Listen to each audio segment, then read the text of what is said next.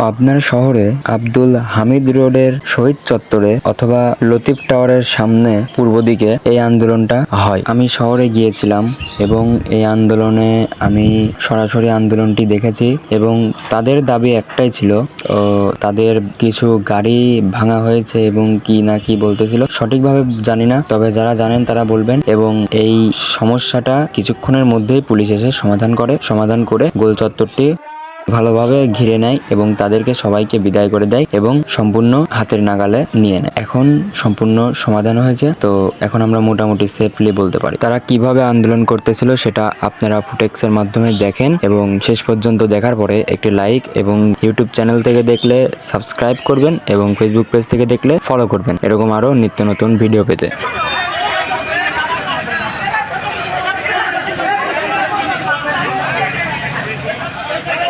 আমাদের যতক্ষণ পর্যন্ত এরা চাঁদাবাজ করে সেই দলের নাম ভাড়া